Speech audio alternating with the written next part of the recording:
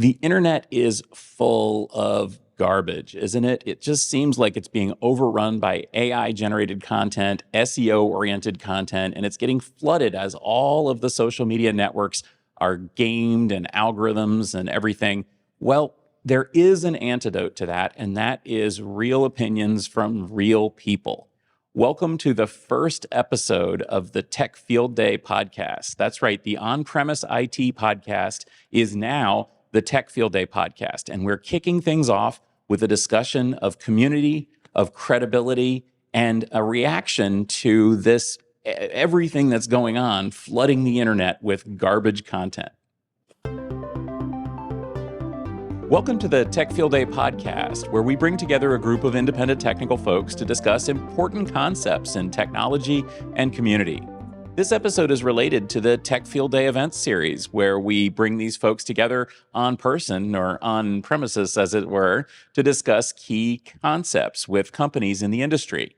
Each episode of the Tech Field Day podcast features a central unifying premise that we are going to discuss throughout the episode and try to come to some kind of consensus on. This podcast is brought to you by Tech Field Day, part of the Futurum Group, and I'm Stephen Foskett, organizer of Tech Field Day and president of the business unit. On this episode of the Tech Field Day podcast, we're talking about community and credibility and the importance of having a voice now that so much content is optimized for search engines and optimized for advertising and even AI generated. Before we get into that, let's meet who's on the panel today. Hi, I'm Gina Rosenthal. I'm the CEO of Digital Sunshine Solutions, a fractional product marketing agency in Austin, Texas. You can find us at digitalsunshinesolutions.com, or you can also find us on the Tech Aunties podcast. Hi, I'm Colleen Coll. I am a global event and marketing strategist. I'm Frederic Van Haren. I am the founder of Highfence, a company active in consulting and services for the AI markets. You can find me as Frederic V. Haren on LinkedIn. So we're here at AI Field Day this week in California, and we've been hearing all about the infrastructure that supports AI. But one of the things that keeps coming up, especially from the delegate community, is the impact of AI on society, on communities, on the world, the risks and challenges of AI, and it goes way beyond some of the things that, normal average people out there are worried about in terms of, hallucination or AI is going to steal my job or whatever.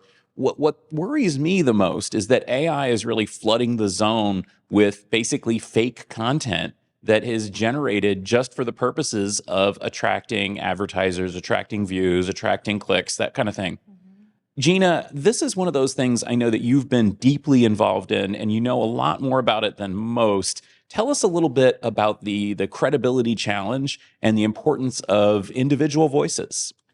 I think right now what's changed and what's different than maybe when we started with communities and social media a couple of decades ago. It's crazy to say, but what's different now is that the content more and more to be able to find individual, interesting, real content from experts or people very passionate about different types of domains.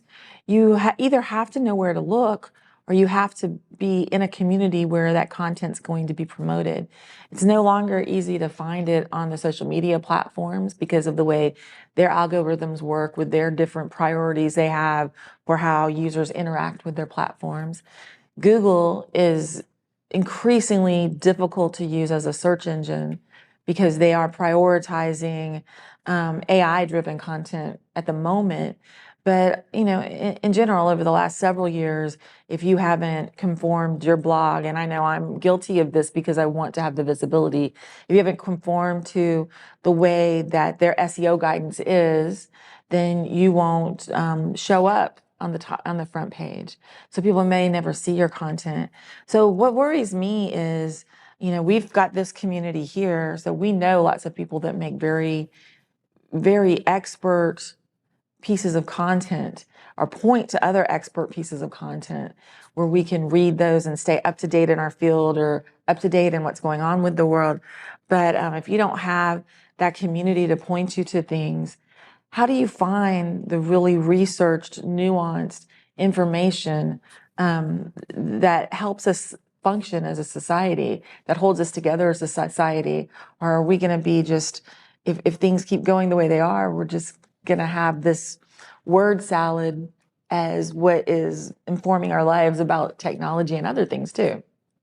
Yeah, it really seems like that's the direction that it's heading. And it makes me really sad because, I was reading an article earlier today about product review sites, and they were pointing out that the Google search results for, best whatever, best air purifier for pets or whatever, these search results are completely dominated with inauthentic content based not on actual lab testing and reviews and stuff, but optimized for search engines.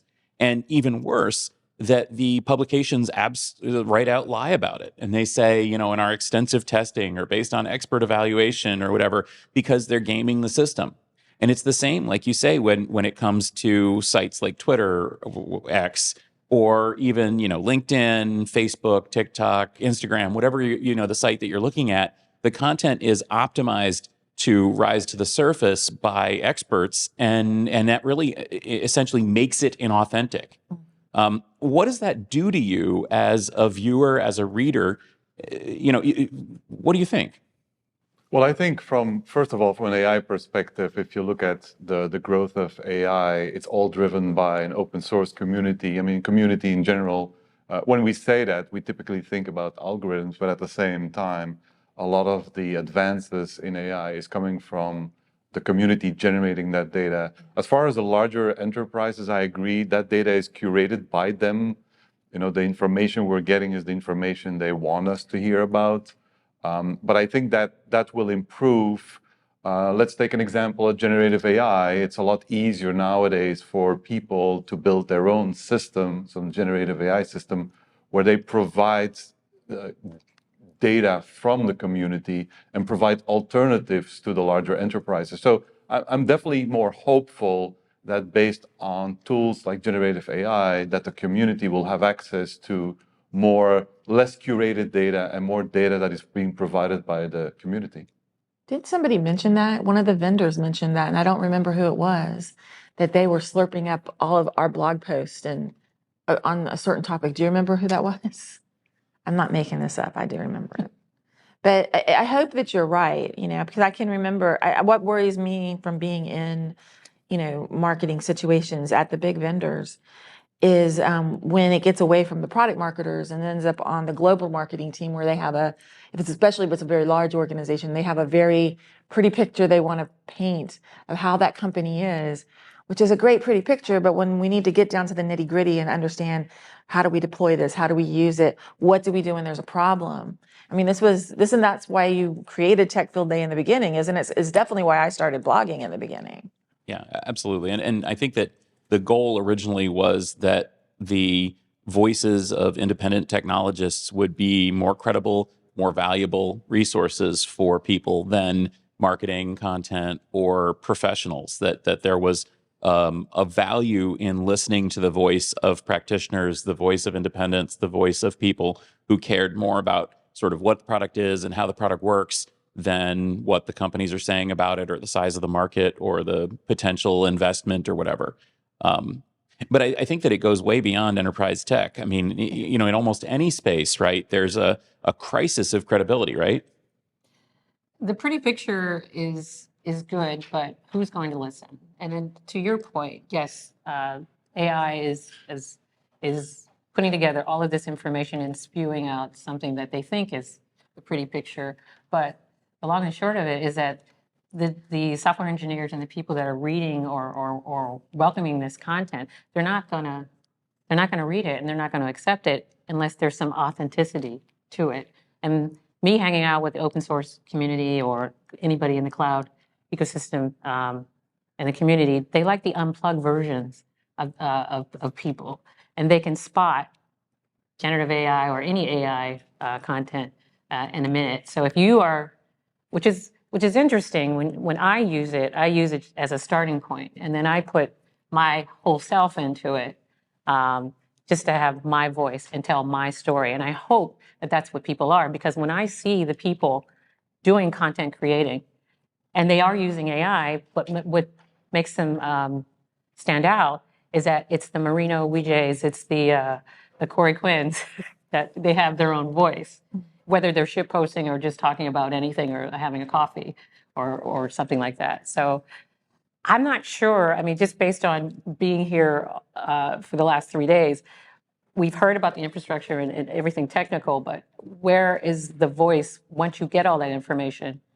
What happens when you have to be a real person and using it, but what makes it authentic? Yeah, I think you make a good point. I think one of the problems we have today with the solutions that are available today, like Google and others, is that people forget to make up their own opinion, right? You ask a question and you take the answer as the one and only answer. Yeah. I think people need to learn again that they have to make up their own opinion, but at the same time, they need to have access to a variety of data sources through the community so that they can make up their own opinion again, like we used to do, and make those decisions for themselves, as opposed to answers being given to them as a done fact. I agree with that completely too. We had the conversation about long form content, Stephen, that you didn't think people wanted to read that anymore because it's long, and I kind of pushed back. And I love that you read the long form format article that I sent to you about this, but I push back because I think as technologists, not only do we want someone's opinionated view of something, because I've done that, but like what I've always done is I am like a librarian. I will give you the links to everybody talking about it and a synopsis of it. So if you want to learn about this topic, here's a synopsis. Here's where to go read it. But like to get to the point where I can give like a lit review on a certain topic in a blog post, it is a lot of reading. There's no way to have an opinion about anything without reading a lot or watching a lot of videos and taking it all in. So the question becomes, how can you find that content if it's getting increasingly hard to find it in a search engine, or if it's like I am not on Twitter X because of all the reasons lots of people got off. I just refuse to be on it now. So I'm on Mastodon. It's not the same. LinkedIn is not the same. LinkedIn is actually tending more to the marketing curated side than it is to the more opinionated pieces y'all are talking about. So it's almost like we need to bring web rings back. Need to start using my RSS reader again. That's the kind of stuff we probably need to do. But I think there's also a cultural problem, meaning, you provide a bunch of links, but if those links are like 3 or 4 pages long, people don't have the attention anymore to read 3 or 4 pages. That's right. It's 300, 400 words, and then they get bored or want to jump into something else, which is another challenge, which means that you almost have to say whatever you need to say in the first 300, 400 words, and then kind of follow up with arguments, which most likely people don't read. And I'm guilty to that myself. There's so much information that if somebody gives me, those are the 10 PDF files you have to read, most likely I will spend maybe a few minutes on each and then make a decision if it's really interesting to continue. But the likelihood that I will grasp whatever is in that PDF is very slim. And again, I think it's a cultural thing. People don't read as much as we used to. One of the things I think that AI brings to the table here, though, is a lot of people, myself included, are using generative AI as a way to summarize content. There's a risk to that because although generative AI is really good at summarizing content and surfacing the key points and helping me to kind of understand what this article is about, it is it's no replacement for actually reading the article. And I find that it will sometimes make, hilarious mistakes in terms of what it thinks is important. I will use it, for example, to, with my RSS feed, what's this long article about? And often it'll come up with good stuff, like this article is about this topic, and they say this thing and this thing. But then there'll also be a little bit in there, and and then they talked about their lunch, and they talked about their recent vacation, and it's like, okay, that's good, but that's not really what I was going for with the summary. But AI is going to AI, and that's kind of what's going to happen. And I wonder if that could be a problem, sort of AI on the reader side. could be as big of a problem as AI on the content creator side, because more and more we're going to see AI tools used in that way on the reader. What do you think? Well, I think the worst thing that can happen to us is that the only content being created is the content being generated by generative AI. Yeah. Because then we kind of like in a vicious circle where, the reality, we can't escape reality at that point, or the perceived reality, I should say. Yeah, the old joke about I used AI to generate the perfect email, and then the person on the recipient, I used AI to read this email and summarize the bullet points to me. Yeah. There's a couple of problems, right? It's the innate thing about losing the humanity, because you have people, that's how we come up with, I do not believe AI on its own will generate content, especially in a generative AI way, based on how that works, that becomes a spark of a new idea to do something new. That's what humans need to do. And that happens based on our own individual lived experiences and our curiosities and all the rest of it. So we'll see different articles and maybe have an idea of a different thread that pulls through it. I'm usually pretty good at finding the one that nobody ever thinks about. That's a really weirdo stance on it. But it keeps everybody on their toes, so it's fine. That's part one. But what happens if you're somebody just coming into our field and you don't know how to find blog posts being written by a real person with experience, with an opinion of how to do something, or how things are, or how things used to be, and how that led to how things are? If you're a brand new coming out of college person, how do you get that information anymore? Because that's how I got it. Blogs started probably right after our Sun Big Admin. I would get so much information from there. But what if that doesn't exist now in this world because of generative AI? Then we're robbing the next generation of technologists of ways to pull the information together in their own heads and innovate the next things. Right, but I think that comes back to what I said earlier about cultural, is somebody who's born in the 2000s or the early 2000s, any question is being answered by the phone, right? They pick up their phone and get their answer. They don't understand that there once upon a time was a library where people had to go to figure things out and learn new stuff. Nowadays, learning seems to be this 5-second thing you do on your phone where you ask a question. I don't think that's fair. I don't think that's fair to say about them, because I know that that's a lot what they do to get the starts of the answers.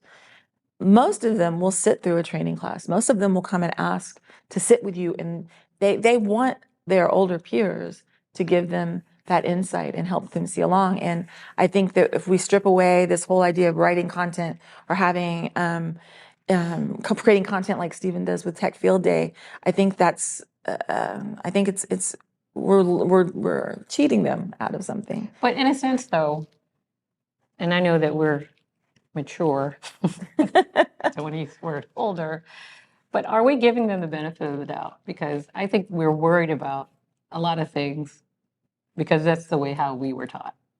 They are probably processing this information way better than we did back in the day. And it will probably be not as worrisome.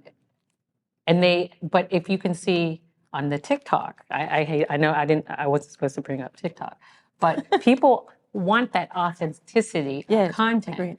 They can tell what is AI generated, especially with video and some of the content. I think that this generation is smarter. Well, not smarter, but is smarter than we think they are. Because based on how they learn and how we learn, it's totally different. And sometimes I think we have to give them the benefit of the doubt on how they consume this information and what works for them. No doubt. That is generated. Right. By I think it's also a volume game, right? They're being exposed to a lot more information and problems than we used to be exposed to. There's a certain sense, though, of generational media literacy. And so the Gen X people were very sharp when it came to printed and video and television. And, we were cynical about ads, and we were cynical about, reviewers and experts and so on. Millennials, they came up in a different world and they were very, very sharp and media literate about different things. I think you're right, Colleen, that it's very likely that people who've been raised in an environment of artificially generated content are going to be very savvy to that and careful about questioning that. But back to Gina's point about how do you find this stuff, I think that people in all generations are hungry for not experts, but just credible voices. Exactly. Yeah. It's not about expertise. I think that, there's this idea that, back in the 1950s, the media was all, deferential to experts, and expert opinions. I'm not sure how true that was. I wasn't alive then, so I wouldn't know. But I will say that nowadays, I think people aren't so much hungry for expertise as they are for a credible voice. So I think people will happily watch an inexpert person trying and struggling to install a piece of software and discovering the configuration of it and discovering how to do it and really truly learning and understanding the intricacies of the system. I think that they will respond strongly to that, maybe more strongly than somebody who, I don't know, is on the development team and just bang, bang, bang, and I'm going to do this, and I'm going to do that, and I'm going to click here. And that gets to the Tech Field Day demos, right? So if you're at Tech Field Day and somebody's doing a demo, we always encourage the companies to bring sort of an SE or somebody who would actually be installing this in the field, because it gives that sense of credibility. This is somebody who has sat on that data center and sat in front of that keyboard and done the thing, and it makes it feel more real than a product manager doing that. And that's kind of what we're going for in all sorts of areas with Tech Field Day, but it's also what we're going for with the delegates. In other words, you guys are here because you represent the world outside the room. And so that's one reason why the delegates include analysts and writers and end users. And sometimes we like to throw a curveball crossover delegate in there, somebody who doesn't know the subject, because of that, because it's not about expertise, it's about credibility. Right. And so you yourselves are the credible voices. I'm going on because I get excited about this stuff. Do you feel that way? Do you feel like credible voices? Most of the time. Yeah, I think Yeah. so. I think if the best way to learn is by making mistakes or by watching somebody else make the mistakes, I think those are the ones where the times where you learn the fastest, right? If everything goes fine, then it looks like it's straightforward, and people that will not appreciate the complexity and the work that went behind that. So when I was running an engineering team, I always told my new employees, I told them, I want you to make mistakes, which they didn't really grasp in the beginning what I was telling them. But making mistakes is the fastest way to learn, and that's still true, independent of what you do. Making mistakes is the best way to learn. Yeah, and I think that's one of those great things. We have a field day rule, which is if you have to the delegates internally, if you have a question, ask the question, because somebody watching this video is going to have that same question, even if you think it's a dumb question. And I think that gets to that, right? Yeah. I think, if you don't make a mistake, you don't understand how it works behind the scenes. If you don't have to fix something, you don't know how it works behind the scenes. And I think if you don't ask the question, that goes to everybody having their own unique view and bringing it to the table. For sure, somebody out there is going to have the same question, but also people may have not thought of it from that perspective, and it opens up a whole new round of questions when you ask it. And that's the importance of being together and asking questions and reading people writing about making their mistakes and then fixing them. And is the purpose of AI is to make things perfect, or will someone teach AI to fail? it doesn't need much help. Well, the best way for AI to improve is to make those mistakes over and over and over. Yes, exactly. I think it's an infinite thing, right? It never stops. Yeah. I think the day AI stops learning, that's the day, that everything will go status quo. Well, the thing is it's a trust factor for people to trust content and will just trust what they want to hear or what they want to know, the knowledge. So if we teach, because I have my Skynet hat on right now, if we teach them to make mistakes, would that make AI perfect? If they suddenly you ask them a question and it sounds like that it wasn't the right question. Oh, well, but then he's credible. Oh, this generative AI is credible. You see what I'm saying? It's just, Well, it does. It gets to a point where I think that a lot of the time, I think people have this sort of the imposter syndrome where they feel like I'm just faking it up here. I don't know what I'm talking about. They're going to figure it out. But I think that truly emotionally intelligent people kind of get beyond that and realize to embrace that, to embrace the fact that you don't know what you're doing because, hello, we're learning. And for me, those are the best moments of conversations, whether it's at Tech Field Day on camera or in the evening afterward or in our regular lives, is when people are smart enough to say, wow, I don't know about this. I'm going to try something, or I'm going to listen to someone, or I'm going to try to do some research and find something out. I'm going to share that, back to the origins of blogging, right, Gina? I mean, you and I were there when this whole blogging and social media thing kind of hit technology. And it was all about people learning and sharing their experiences learning. It was basically, I'm trying to do this thing and I'm going to write about it while I'm trying to do it, right? And what was so cool about that is I was in education. I was a trainer and I wrote training materials. So I had lots of I did have ways to point people towards really great resources. And that's what I did. But being a trainer and seeing how people were searching for information and how to fill that information need the best way. It was really great back then. I can see a lot of repeats now. But I think that's what makes us human. And that's the difference. That's why I think that generative AI machines will never be able to do that. no. Even if it makes some mistakes and thinks it's, and then that won't make it human because the way that it's programmed is just to repeat the next word or predict the next word that's going to come up. So it's only as good as the corpus of data that it was trained on, right? So it can never make mistakes enough to get new data into it. A human's going to have to do that. And it'll never make the mistakes or build the real physical human neural pathways to have this need for information. Like, why didn't that work? What do I do next? And go through all the steps to actually make it happen. Unfortunately, the neural pathways don't work that way. Right. The neural networks don't work that way, even though that's how they named them.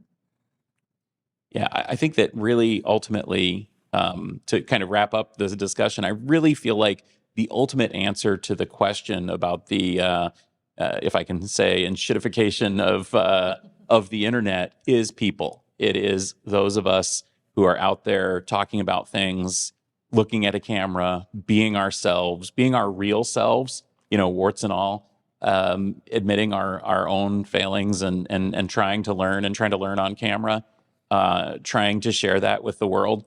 And honestly, not to toot my own horn too much, but that's exactly what we try to do with Tech Field Day. That's why I created Tech Field Day. That's why I value this community. That's why I wanted to do this. That's why I do this podcast and everything, is because it's a great way to share and learn and grow and experience. And it just so happens that it's also the antidote toward the flood of AI-generated content and the flood of SEO and the failure of basically all these social media systems that are all algorithmified now and hide everybody's content. It's all about finding a few real people, seeing who those real people really talk to, getting to know people at conferences, online, in communities, and continuing to build those connections. So before we go, I'm going to give you all a chance to tell us a little bit, where can we connect with you and continue this conversation? You can find me as Frederic V. Haren on LinkedIn or on my company's website, which is highfence.com. That's highfens.com. You can find me on LinkedIn at Gina. I'm Gina Rosenthal, but you can also find me on Mastodon at gminx@mas.to.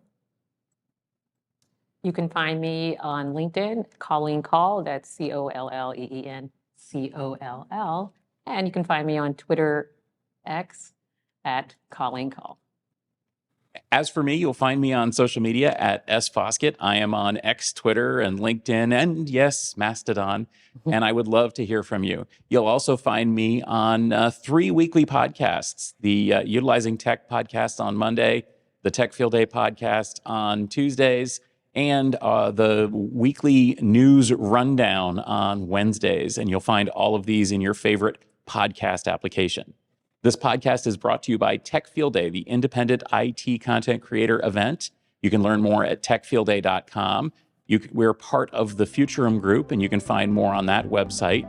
Thanks for listening, and we will catch you next Tuesday.